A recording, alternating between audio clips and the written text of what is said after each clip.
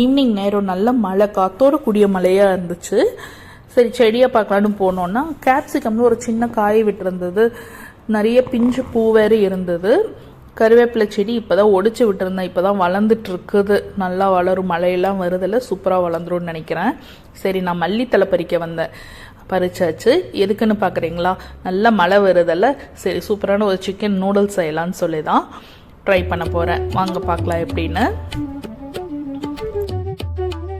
கொஞ்சம் ஆயில் போட்டு நம்ம பறிச்சுட்டு வந்த மல்லித்தலையும் போட்டுடணும் ஆயிலில் நல்லா அது போடும்போது அதோட ஃப்ளேவர் நல்லா ஸ்ப்ரெட் ஆகும், நல்லாயிருக்கும். அதில் தட்டுன ஸ்லைஸ் பண்ண இஞ்சி, மஞ்சத்தூள் போட்டு வாஷ் பண்ணி வச்சுருக்கேன் சிக்கன், அதையும் போட்டு கொஞ்சம் க்யூபாக கட் பண்ண பொட்டேட்டோஸ் அதையும் போட்டு நல்லா கலந்து விட்டுட்டு தேவையான அளவுக்கு தண்ணி ஆட் பண்ணணும்.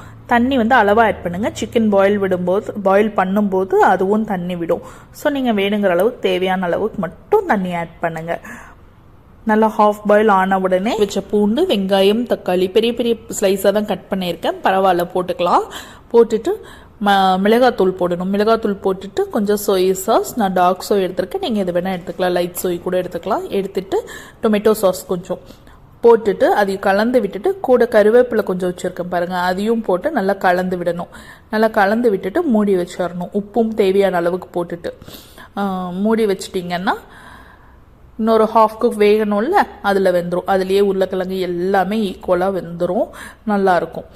நல்லா வெந்ததுக்கப்புறமா நான் ஆல்ரெடி நூடுல்ஸ் குக் பண்ணி வச்சுருக்கேன், நூடுல்ஸ் பாயில் பண்ணி வச்சுருக்கேன், அதை போட்டுக்கலாம்.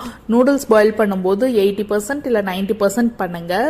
ரொம்ப 100% பண்ணிட்டீங்கன்னா இதில் போட்டு அந்த சூடுக்கும் கொஞ்சம் கலந்து விடும்போது கொஞ்சம் ஒரு பாயில் வரணும், அதெல்லாம் ஆகும்போது இது மெஸ்ஸி ஆகிடும், இல்லை ரொம்ப ஒரு மாதிரி அந்த டெக்ஸ்சர் இல்லாமல் போயிடும்.